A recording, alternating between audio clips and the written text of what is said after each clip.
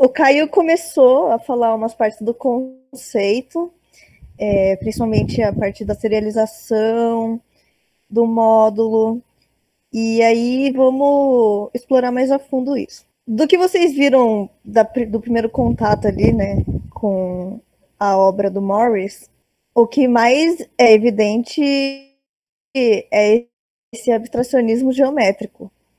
A primeira coisa que a gente nota é que era um cubo, simplesmente. E por ser uma neo-vanguarda, né? Ai, o que é isso? Arte contemporânea? Não entendo, é muito recente. Tipo assim, já tinha acontecido muita coisa. O que aconteceu é que o minimalismo ele acabou se aproximando do ideal do Dada, de justamente se apropriar das coisas e tentar tirar o sentido do objeto artístico. Não sei se vocês lembram do Dada, mas eles tinham muitas exposições com instalações e objetos que eram tirados de seu contexto e por estarem numa galeria e serem objetos de arte, o público tinha esse choque, né? E aí o minimalismo acaba tentando trazer esse sentimento à tona também, de estranhamento, de por que esse objeto está nesse espaço que é para ser, sei lá, né, o símbolo da cultura, e aí você entra e tem, sei lá, umas formas geométricas no chão. Eles estavam justamente querendo questionar isso. Também acontece que muitos desses artistas, eles vinham de famílias judias ou tinham imigrado da Europa, e nesse cenário de guerra dos Estados Unidos, tipo, eu fugi de uma guerra, mas o país que eu tô tá combatendo outra guerra em um lugar mal longe. Havia uma descrença do contexto daquela época. E tanto que eu já vi escrito que esse movimento também foi chamado de nihilista, neo-dada, por serem contra essa cultura. Não sei se vocês já ouviram falar desse termo, né? Quando surgiu o movimento hippie, esse conceito estava em voga, da contracultura. Era movimentos que tentavam debater e escancarar os problemas que os Estados Unidos tinham na época de conservadorismo, etc. Então, aqui está escrito, pretendiam alterar a percepção do espectador ao entrar em contato com as obras minimalistas. Que nem o Caio disse, né? A obra de arte se fazia no momento em que o público entrava em contato com aqueles objetos ou com aquela instalação. Não tinha como haver essa discussão do que era essa arte, essa instalação, sem que alguém fosse lá e se dispusesse a pensar sobre isso, né? Por isso que é um movimento muito cabeça e bem acadêmico, porque realmente tinha que abstrair bastante. Estava escrito também luz como material artístico e apropriação. O Caio vai falar mais tarde sobre o Dan Flavin, principalmente, foi um cara que lidou bastante com a questão da luz. Aí, sobre formas geométricas espalhadas no espaço da galeria. Esse aqui é um exemplo que a Rosalind Krauss, que foi um texto que a gente leu para estudar para essa aula, ela comenta dessa instalação, que é do Morris também. Não tem título, mas é conhecido como Vigas em L. E aí ela dá uma baita brisada sobre esses objetos dispostos nesse espaço. Mas o que vocês veem e o que vocês sentem em relação a essa imagem? Me sinto dentro de uma folha. O livro que a gente está falando é Caminhos da Escultura Moderna. Ela tem um capítulo específico que chama Duplo Ai, Caio, me ajuda. Duplo negativo. Acho que o resto. Eu achei legal ter essa visão material das letras como se fosse uma materialização da linguagem. Então, Parece bem fragmentado. Carol, vocês estão me ouvindo? Alô? Aham. Tá. É, esse capítulo é duplo negativo, uma nova sintaxe para escultura, né? Da Kraus. Mas a galera falou no chat. Eu achei legal ter essa visão material das letras, como se fosse uma realização da linguagem. Parece bem fragmentado. A Bianca falou, sei lá, me dá uma sensação melancólica. Também por estar em preto e branco. Só um comentário. Eu achei interessante, Gabi, você ter colocado no conceito, né? E também antes da obra dos espelhos. Eu acho que a Krauss, se eu não me engano, nesse capítulo fala muito de uma questão de que assim, a gente sabe. E uma coisa também, gente, a maioria das obras do minimalismo não tem título. Isso é proposital, porque os minimalistas, alguns artistas do minimalismo, eles tinham essa questão muito forte de não dar nenhum sentido para as obras deles, sabe? E tipo, dar um título é fazer uma metáfora, potencialmente dar um sentido para as obras. Então, a maioria das obras não tem título. Às vezes acontece de ter, mas a maioria não tem. Eu lembro que a Krauss fala muito dessa obra no sentido de que a gente conhece essa forma, né, da viga, que parece uma letra L, né? E essa forma tá na nossa cabeça. Só que quando a gente vê no espaço, ela não é igual a outra, né? Ela tá em três posições diferentes, ou seja, ela já virou três coisas totalmente diferentes. E aí a ideia em relação ao corpo justamente é essa, de quando a gente for confrontar essa forma ideal na nossa cabeça, quando ela existe no espaço, ela já é uma coisa completamente diferente, né?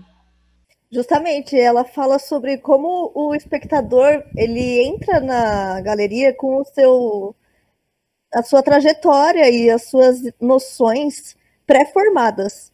E aí você pensa, é um L, mas nessa foto já, se eu olhar para a esquerda é um tio, se eu olhar para baixo é tipo uma minhoca. Você dá o sentido que você quer, né? Mas tipo assim, é uma forma só.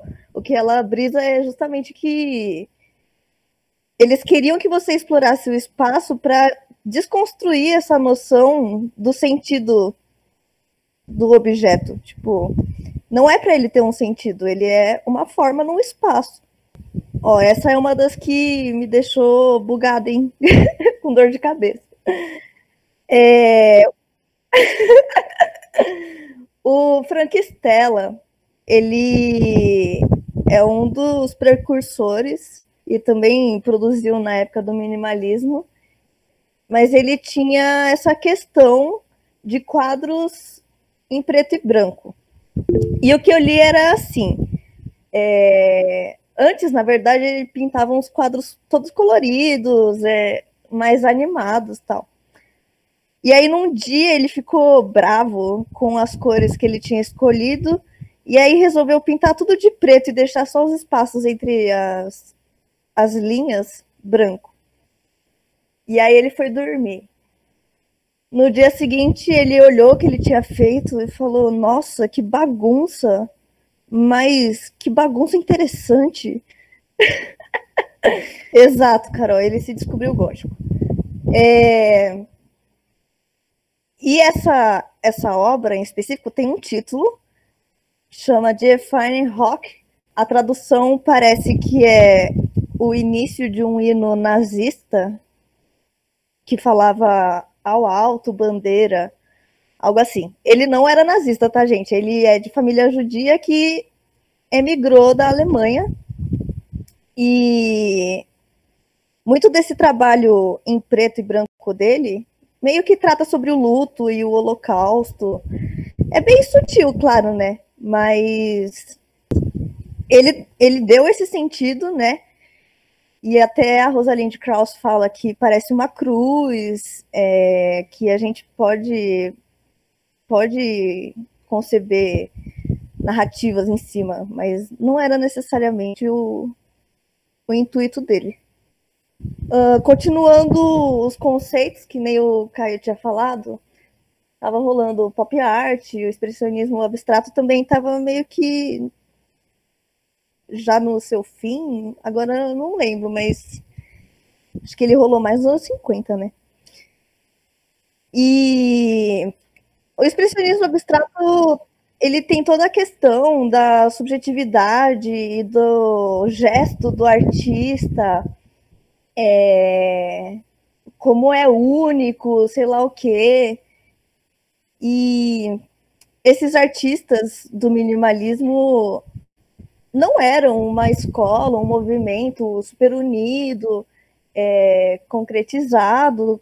Também foram críticos de fora que deram nome para eles, como costuma acontecer. Só que eles tinham esse ideal de negar a subjetividade do artista. Tirar esse gesto único, individual, para dar lugar a algo que é a maior redução possível do elemento visual, que eles chamam de módulo. Então, pode ser que a gente tenha visto movimentos que lembrem o que eles fazem, né? A Bauhaus, o construtivismo russo, a De Stijl com o Pierre Mondrian. Só que o que eles divergiam disse, né? Nem sempre é o que acontece. Mas eles tentavam ir contra o que eles chamavam de ser o equilíbrio que os europeus visavam na composição. Eles diziam que numa obra europeia eles buscavam sempre a harmonia, porque era um conceito muito tradicional, fundamental na estética deles. E aí houve essa ruptura, eles queriam algo que fosse não hierárquico, que os elementos da obra não tivessem um equilíbrio entre si proposital. E que nem o Caio disse, a maior questão deles era botar uma coisa após a outra. Trabalhar com essa mesmice, algo totalmente mecânico, que seja privado de sentido interior e se baseie totalmente na forma exterior e no material que as obras são feitas.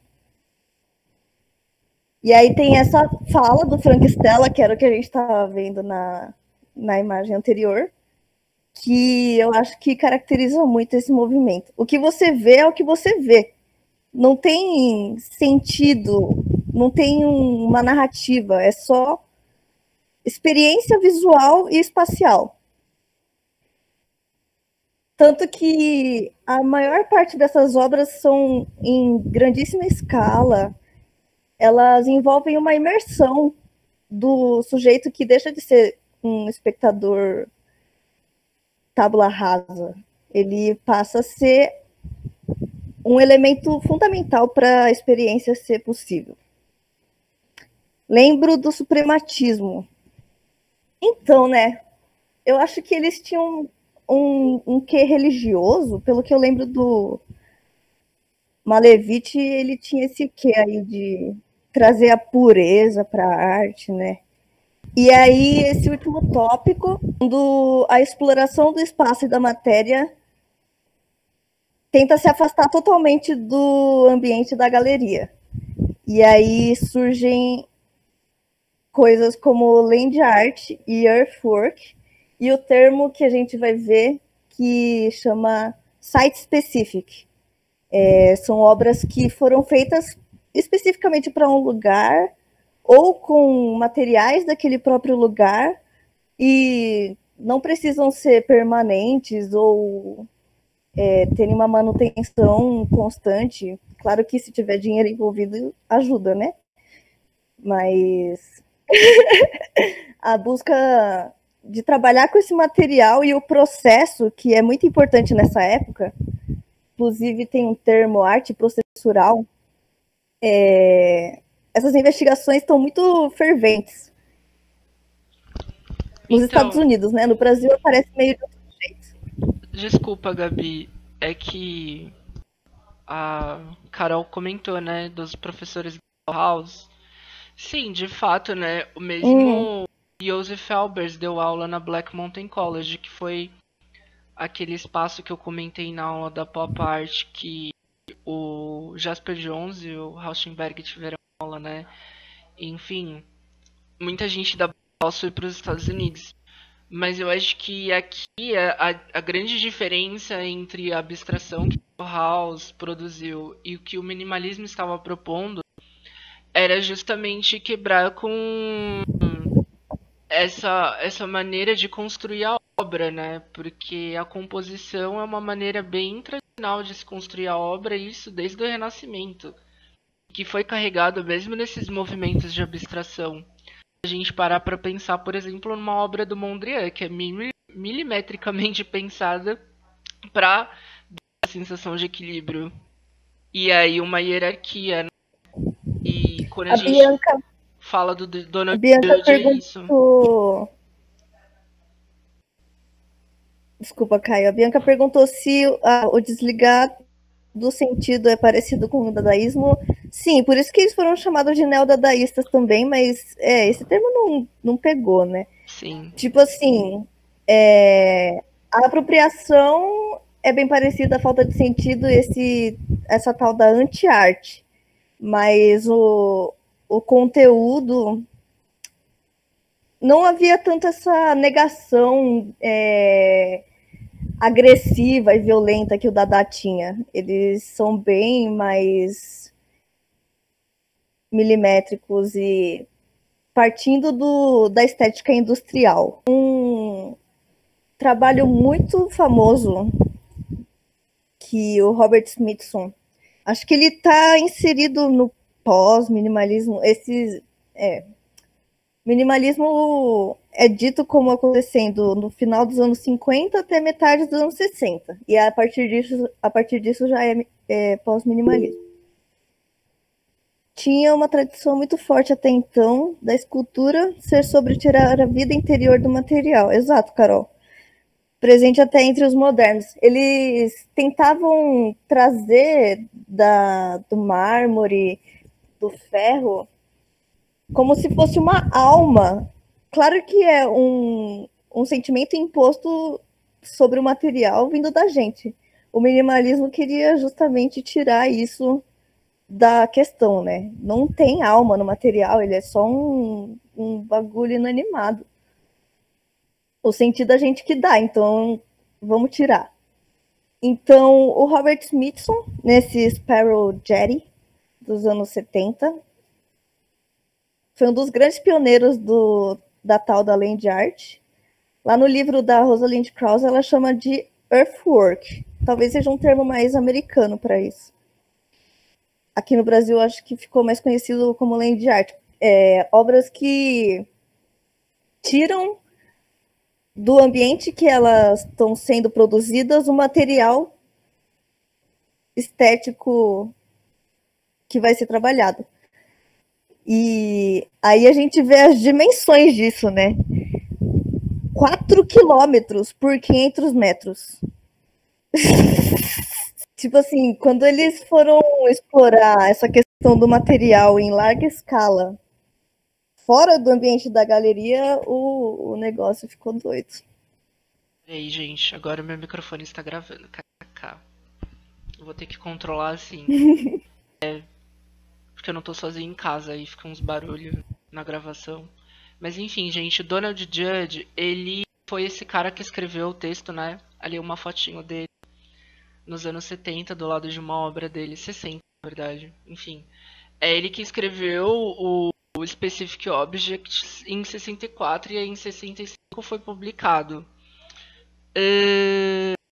O Donald Judd é ele que meio que teoriza justamente sobre ele não, né? Mas sobre o que viria a ser essa estética estética minimalista e que depois até fica um tanto quanto perpetuada na arte contemporânea, eu diria. Porque vocês vão ver hoje em dia muitos trabalhos que tem muito essa questão da grade, do módulo. Claro que vão ser trabalhos que falam sobre outras coisas, mas é importante dizer que, até como o título do capítulo da Rosalind Krauss sugere, né? Os minimalistas, eles trabalharam uma nova forma de fazer escultura barra coisas tridimensionais. Então isso vai ser carregado e o Donald Judge vai teorizar muito sobre essa coisa de uma forma depois da uma coisa depois da outra, ele fala, né? Que são as esculturas.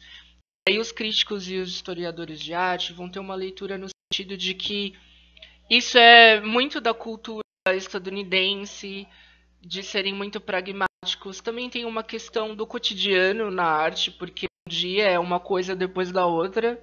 Não tem um meio, né? Só tem esse contínuo de coisas se sucedendo.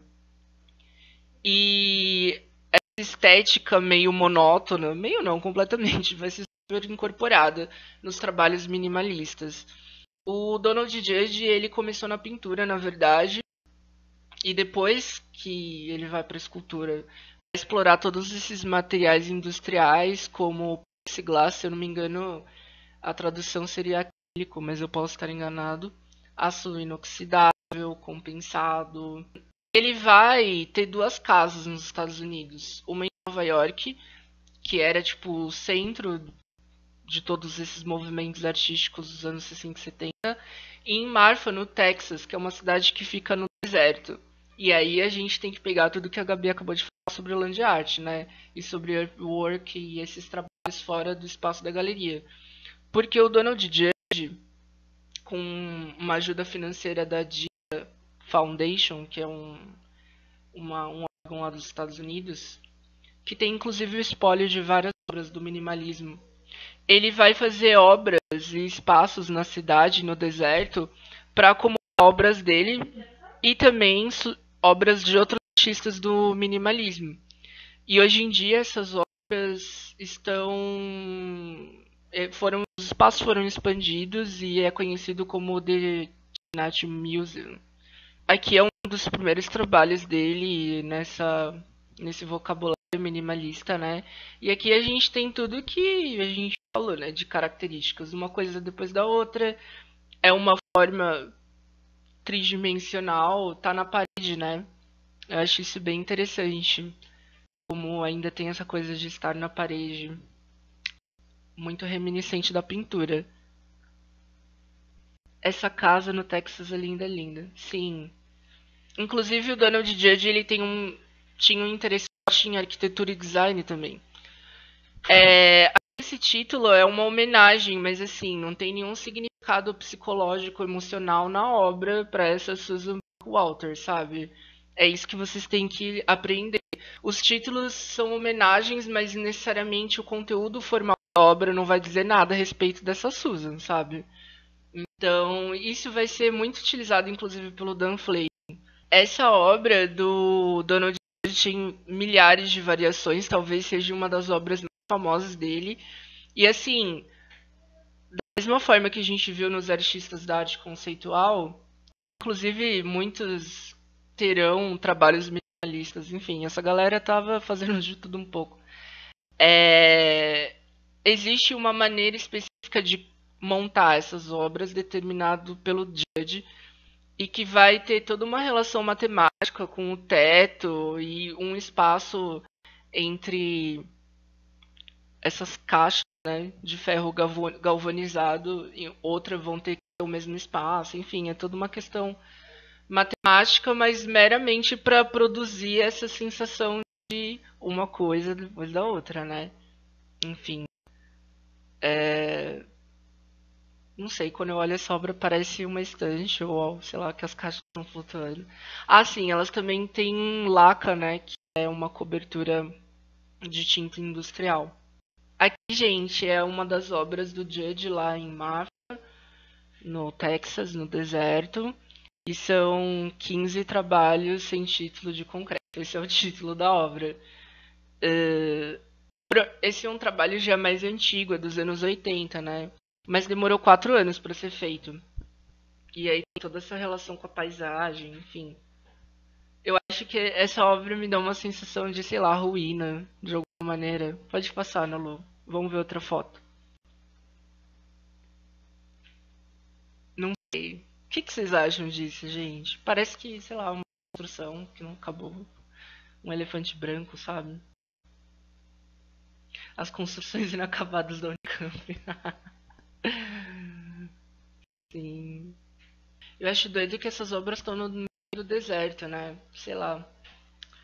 Enfim, eu acho interessante essa relação da paisagem com uma coisa tão dura. Tipo, já é uma paisagem meio inóspita, né? O deserto. E aí, de repente, você tem esses concretões.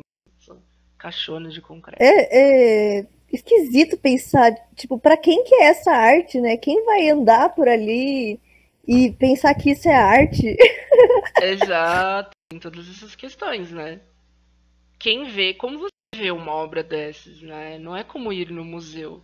Tá, beleza, a gente sabe que tem uma fundação que cuida dela, provavelmente tem visita, mas assim, é uma coisa meio inóspita. Mesmo as obras da Land Art, né? O Robert Smithson morreu fazendo uma das obras dele, gente. Ele sofreu um acidente e morreu, inclusive, coitado. Porque era isso, era tipo escalas monumentais, coisas no meio do nada, na natureza. Então, sei lá. Até a forma de você experienciar a obra é muito diferente de um objeto no museu, né? Isolado. Mas aqui eu trouxe um exemplo de design do Judge pra gente ver que ele incorporou isso também em objetos do cotidiano. E assim, não foi como se ele quisesse virar designer. Ele fez essas cadeiras e posteriormente outros móveis porque ele precisava mesmo para casa dele, ele já estava com filhos e tal, enfim, foi por necessidade. Fofo, né, Carol? É com compensado esses trabalhos, gente. Mas parece ser um pouco desconfortável, não sei se só eu tenho essa sensação.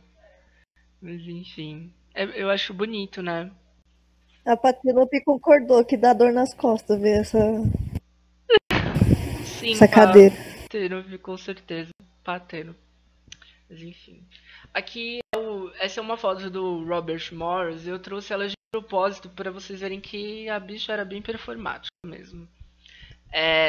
Ele tem um trabalho posterior, esses trabalhos de artes visuais, muito mais ligado à dança, às artes cênicas, cenografia mesmo, coreografia, enfim.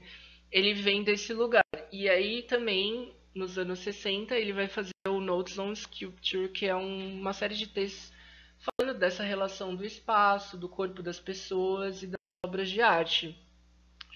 E o Robert Morris ele vai ser muito influenciado pelo Merleau-Ponty, que é um filósofo francês, se eu não me engano, que também vai influenciar a galera do neoconcretismo, né? Então veja bem como nada por acaso, nada está desconectado, a gente não está vivendo num vácuo, né? Que vai falar muito dessa experiência do corpo com o espaço, enfim. É bem complexo a teoria do Merleau-Ponty, gente. A fenomenologia, se eu não me engano, né? Eu acho que vocês podem pesquisar depois, mas é por aí que o Morris estava caminhando. E também ele vai fazer trabalhos de arte conceitual e land art, enfim. Aqui eu trouxe um exemplo, né, dessas obras que tem mais relação com o corpo. Gente, essa exposição foi Dedo no Lu e Gritaria. Ela tem esse nome doidão, Body Space Motion Things. Aconteceu em Londres e assim, ela terminou em 4 dias de exposição. Porque são todas obras interativas, né? E assim, essa coisa de usar materiais da indústria sem muito acabamento deu muito ruim, porque eram coisas meio frágeis, assim, que não aguentaram a loucura da galera, tipo anos 70, sabe? O pessoal usou e abusou dessas estruturas, assim, e aí o pessoal ficou muito preocupado de que as pessoas pudessem se machucar e a exposição acabou. Uma bosta, né? Mas o que aconteceu foi que em 2009 eles refizeram a exposição e aí eles fizeram de materiais mais resistentes para as pessoas poderem aproveitar sem medo de se machucar, né? Mas eu acho essas fotos dos anos 70 muito boas, né? Eu adoro a moça esse tubo de concreto, eu acho. Enfim, é bem divertido, né? Também lembra muito das coisas do neoconcretismo, né? E é na mesma época. Inclusive o Elliot Sica faz exposições em Londres, gente. Então, assim, tudo ali. Um pensamento compartilhado por muitos artistas na época. Aqui, gente, a gente tem uma obra que algumas pessoas colocam como pós-minimalista. Assim, não se prendam muito a esses termos, mas é bom a gente apresentar ele só para vocês se situarem, né? Aqui o Morris, ele já tá trabalhando com coisas moles, né? KKK. Mas é de propósito mesmo, porque o feltro, no caso que ele usou aqui, nunca vai ter uma montagem Robert Moles. Ai, gente, eu sou muito podre. Mas o Robert Moles vai usar essa coisa molona, por quê? Porque ela nunca vai ter uma forma igual toda vez que você montar. E assim, quando perguntaram pra ele em 2008, numa remontagem dessa obra, como ele queria que montasse, ele só falou: "Ah, quem for montar no museu faz da melhor forma que quiser. Enfim, aproveita. Beijos. Fui Robert Morris." Simplesmente assim. Não dá pra ver, mas atrás da parede falsa do museu, os funcionários vão mexendo estruturas e vão dando forma pra, pra obra, assim. E isso tem a ver com pós-minimalismo, por quê? Porque a gente viu até agora, tipo, coisas super geométricas, industriais e duras, né? E o pós-minimalismo e os artistas que vão vir depois, que esse vocabulário do minimalismo está mais consolidado, vão ter um pouco mais de liberdade, assim, vão ter materiais mais inusitados e mais maleáveis, né, para fazer as obras deles. Aqui é o Dan Flavin, que a gente já comentou um pouco por cima, e a pira do Dan Flavin vão ser essas lâmpadas fluorescentes.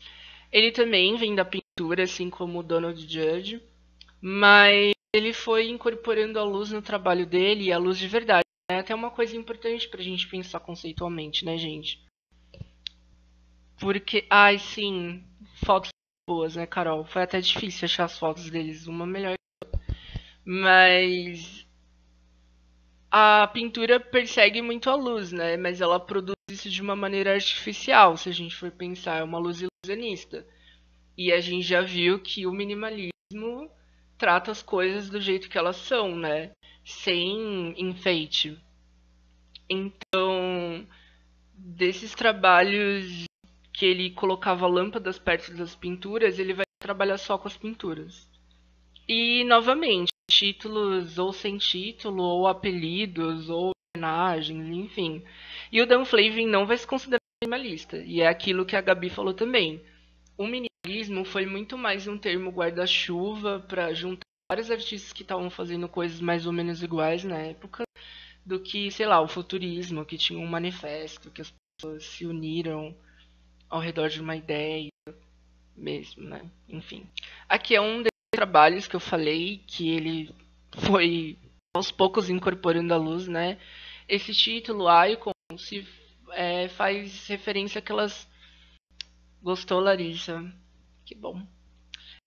Faz referências a os ícones da igreja mesmo, né? Aquelas pinturas religiosas dos santos. Só que aí são esses títulos malucos do Dan Flavin, né? Ícone 2, o mistério, para John Reeves. A outra coisa que é importante notar no minimalismo é que eles têm um tratamento da cor muito monocromático. Então, geralmente, os trabalhos vão ter uma cor só, total, assim. Tipo, isso é bem patente. Aqui, acho que é uma das séries de trabalhos mais famosas dele. Ele também vai fazer muita homenagem para pessoas da história da arte. Se a gente for lembrar, o Tatlin foi aquele construtivista que fez o projeto do Monumento à Terceira, que era aquele projeto super megalomaníaco. Enfim. E o Dan Flavin acho que fez mais de 30 variações desse monumento, assim. Então, a mesma obra existe em muitos lugares do mundo, mas todas com esse título e todas produzidas em série, né? E eu acho super bonita essa foto, porque a sala tá totalmente escura, né? Então, é uma relação um pouco diferente espaço, né? A obra projeta sua luz no espaço, assim, ela modifica essa relação de certa forma, né? Eu acho muito legal. Mas assim, as lâmpadas estão instaladas no espaço sem muito disfarce também, né, gente? Tinha isso também.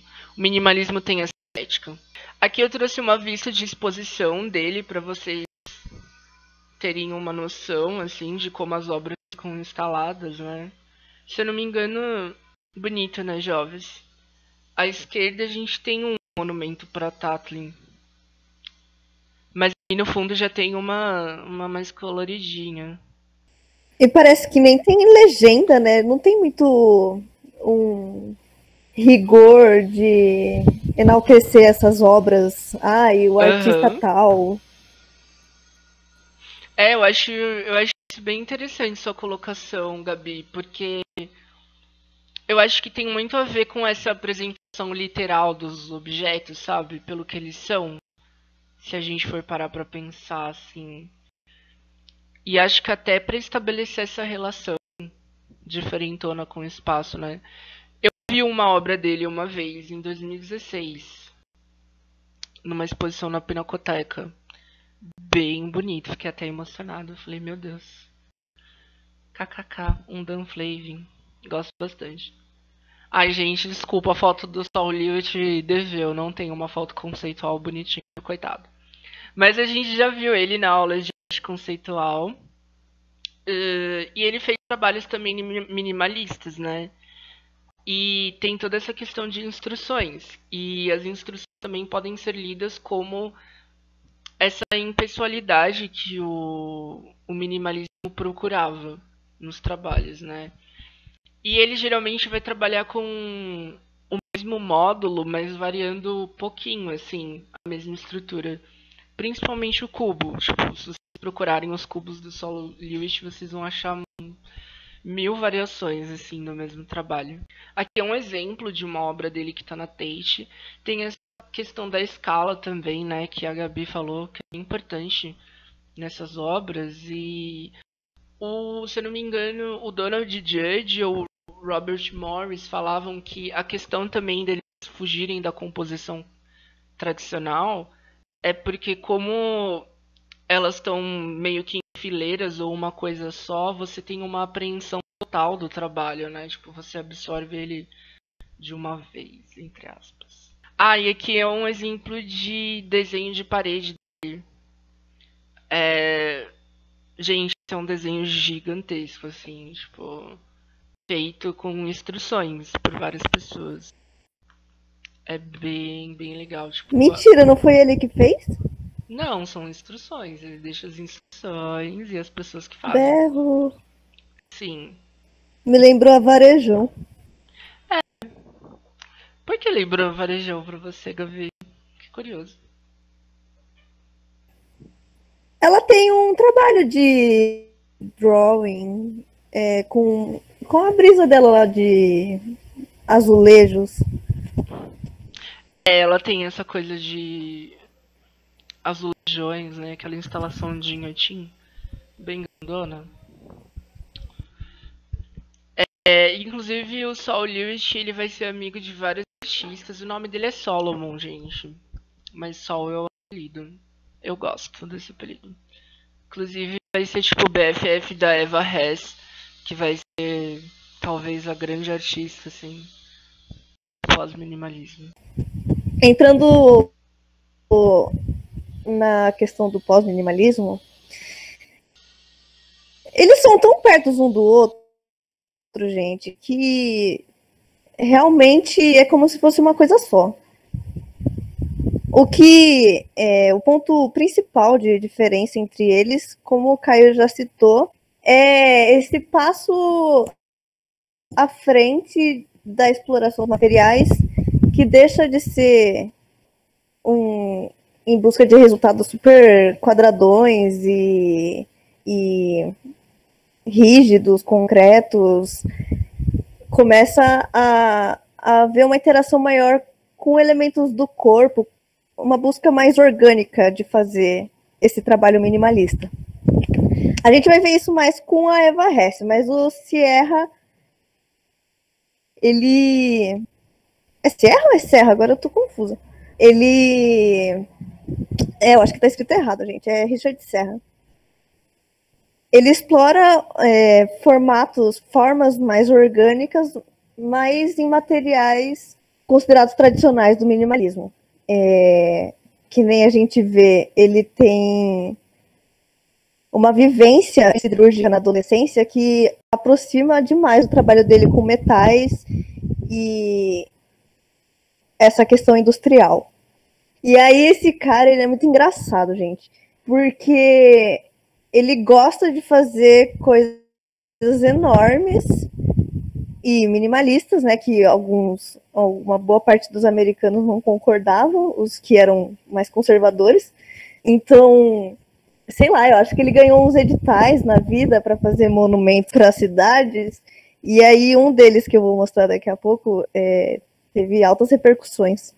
Ele gosta muito de trabalhar com verbos e fazer coisas que são mecânicas. Então, esse vídeo aqui, que é mão pegando chumbo, é uma gravação repetitiva de um chumbo caindo, ele tentando pegar, às vezes ele consegue, às vezes não. Se ele consegue, ele também larga para pegar o próximo. Ele não tem um glamour, não tem um romanticismo por trás desse vídeo. É um ato que foi gravado. Vocês estão conseguindo ver?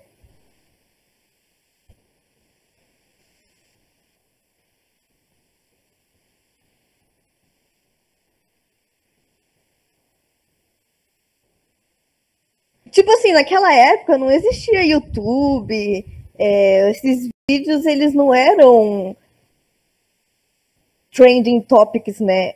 Gravar coisas era meio fora do comum até.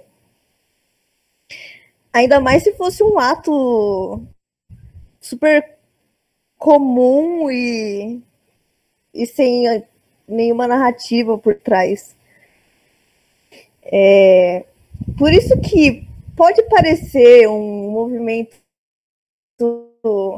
superficial, preocupa com questões geométricas um pouco simples, mas no momento lá nos Estados Unidos foi bastante transgressor, justamente por querer quebrar esses ideais artísticos e estéticos que estavam em alta. Aí a gente vê que ele trabalha com metal, não é uma composição que nem a gente estava vendo até então, de coisas enfileiradas, serializadas. Inclusive, parece mesmo um pano sendo levantado, mas é borracha vulcanizada. O que vocês veem de diferente disso até do que a gente estava vendo? O vídeo não vem com som. É só isso mesmo. Não peguem em chumbo. Mensagem importante da Carol. Bom, vamos passando. As obras dele são bastante parecidas entre si, eu diria. Sempre tem a questão do metal e são obras pesadas. Aí já começam as polêmicas, né? Essa obra One Ton Prop, o nome diz que tem 1 tonelada, também chamada de castelo de cartas. Pelo que eu li, gente, uma vez foram tentar montar esse trabalho e uma das placas não estava muito bem equilibrada e caiu em cima de um dos construtores que estava montando e o cara acabou morrendo. Aí a mulher do cara processou o Richard Serra e teve todo um tribunal tal, mas ele não foi condenado. Acabou que esses homens foi a culpada no caso. E aí tem uma questão serial, são várias placas iguais, mais ou menos iguais, equilibradas entre si, mas elas não estão dispostas de uma maneira calculada milimetricamente para ser idêntico e certinho, que nem eram os trabalhos do Morris. A gente vê que eles queriam ultrapassar, né, o que estava sendo feito. Aqui é uma visão da instalação, que tem vários trabalhos diferentes com o mesmo material. É tipo... pesado, kkk. É tipo equilibrar cartas de baralho mesmo. Quando eu li aquele negócio de os minimalistas queriam rejeitar a composição e o equilíbrio na obra, eu achei peculiar o trabalho do Richard Serra inserido nesse contexto. E aí eu entendi que o pós-minimalismo divergia do minimalismo porque eles não queriam mais fazer coisas chatas. Eles queriam que tivesse uma tensão, né? A gente vê uma tensão porque parece que os negócios vai cair a qualquer momento. É meio perigoso. Sim, então, não tem soldagem, é equilibrado. É ousado, eu diria. Pois é, explorar ao máximo esse material, né? E aí ele acho que recebeu uma comissão de Nova York para fazer um monumento, e aí o monumento que ele fez foi essa grande barra de aço, acho que é aço ou de ferro, no meio da praça em Manhattan. E aí um monte de gente, tipo uns empresários, uns políticos da cidade, começaram a criar rancor dessa obra. Eles falavam, como pode o governo americano ter gastado mais de 100 milhões de dólares, sei lá, para financiar esse muro de ferro no meio da praça. Isso é um absurdo, não faz sentido, tem que ser cancelado. Pois é, gosto que não tá retinha com o desenho do chão. É um traço super orgânico, né? Lembrei, gente, que eu queria falar que é essencial. O Judge, ele tinha essa questão que ele criticava muito o expressionismo abstrato, de não gostar do gesto do artista na obra de arte. E aí, quando os pós-minimalistas começam a fazer esses trabalhos mais orgânicos, vai muito contra, né, o que era passado anteriormente. Faz sentido? Começa a entender a diferença entre os dois? Enfim, aí acontece que fizeram uma petição para tirar esse monumento da praça de Manhattan. E foi... acho que eles perderam a causa, não conseguiram.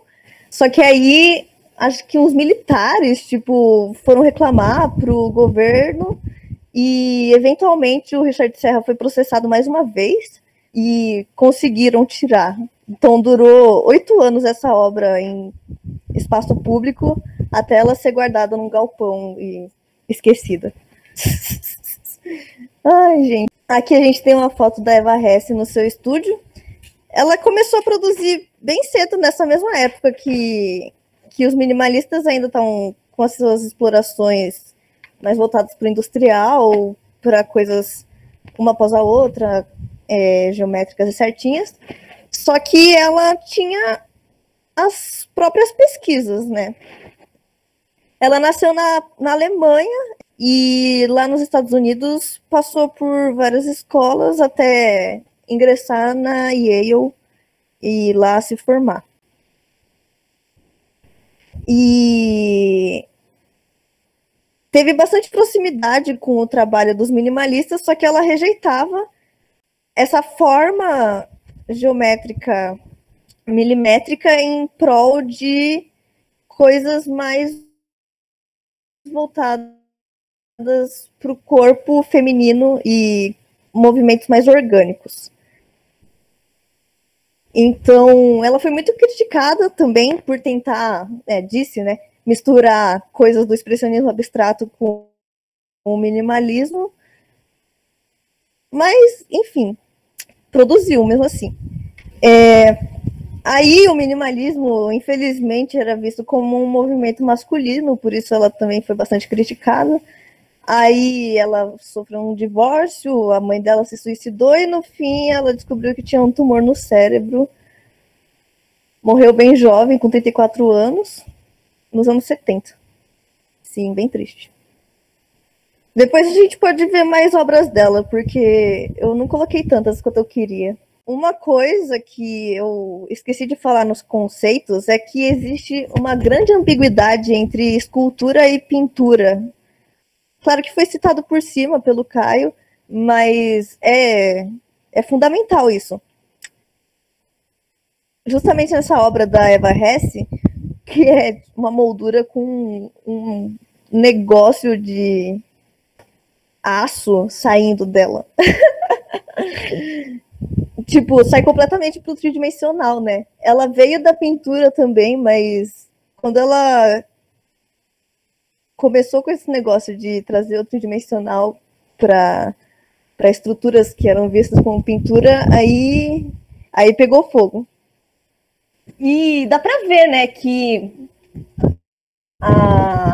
os materiais que ela usa, que nem o Caio tinha falado do pós-minimalismo, são mais maleáveis. Eles permitem essa organicidade, né, da obra. Ela não vai estar disposta exatamente igual sempre. Então, é um tanto diferente, né? Essa aqui é bem interessante. O que vocês acham dessa obra? Não tem tanto, né? Porque ela morreu jovem. Mas os que ela fez e foram para a galeria são muito interessantes. Sobre a Eva Hesse, gente, tem um documentário dela. Infelizmente só tá disponível na Amazon dos Estados Unidos. Mas foi muito engraçado porque eles fizeram esse documentário em 2016, só que em 2015 já estavam produzindo. E eu tinha um Instagram que eu só postava de arte que eu gostava. E eu postei uma obra da Eva Hesse, e aí a galera desse documentário me procurou, tipo, ai, que obra linda da Eva, da onde é? E eu falei, sei lá, do Google, kkk. Mas é muito engraçado mesmo. Inclusive eu tentei passar esse documentário na época na Unicamp. Tipo, eu mandei e-mail pra mulher que fez o documentário. Aí ela falou, $200 pra vocês passarem aí e tal. É uma universidade. Mas deu tudo errado, né, Nossa.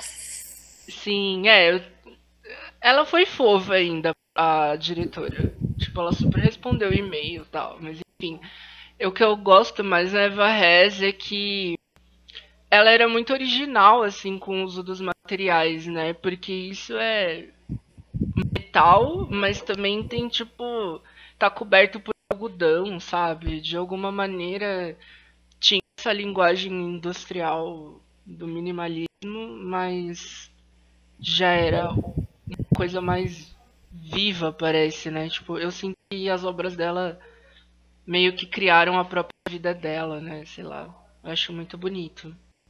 Não que tenha super um sentido. Algumas obras dela, se a gente for olhar depois, até tinham. A questão em si é a diferença no uso dos materiais, né? Sim, partes do corpo.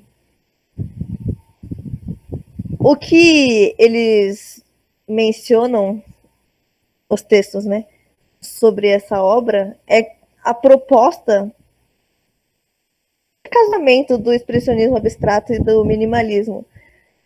Porque essas placas de metal, elas estão posicionadas certinho numa distância uma entre a outra. Só que essas linhas que ligam elas não tem nada de geométrico, é muito gestual, né? Cria um movimento, uma sensação. Me parece os laços que criamos com outras pessoas. Oh, que graça. Aqui eu trouxe alguns desdobramentos que aconteceram porque o minimalismo aconteceu principalmente nos Estados Unidos, mas teve suas influências em outros lugares do mundo, né? Na Europa, artistas como o Yves Klein, o Anthony Caro, tipo assim, esse Yves Klein, ele gostava muito de pintar quadros monocromáticos. A maior parte da produção dele, dessa época, tratava da cor azul no espaço, tipo, na tela. E aí eu achei interessante essa escultura que ele fez, que é na parede, tem os conceitos minimalistas do espaçamento igual, e tem o azul dele. Ai, gente, achei tudo.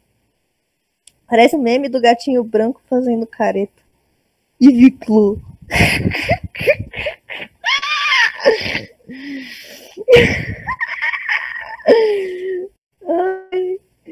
Aí, esse Anthony Carroll, ele é inglês.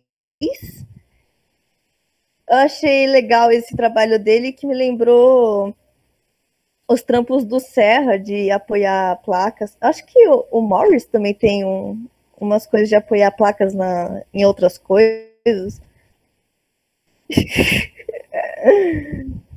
Parece aquele negócio de música também, né? Que você coloca a partitura. Aí, agora no Brasil, o que a gente pode ver? Não tem um movimento minimalista formal aqui no Brasil. A gente estava interessado em outras coisas, até porque nessa época estava rolando ditadura, na época que estava tendo minimalismo em si. Então, essas pesquisas acabaram aparecendo depois. Mas esse cara, o Carlos Fajardo, a gente vê uma influência direta do Dan Flavin nessa obra, né? Agora, a Ana Maria Tavares, ela tem bastante essa pegada industrial, só que as instalações, os objetos artísticos dela, acabam remetendo a outras coisas. Isso é bem peculiar da produção da moça, né? A catraca.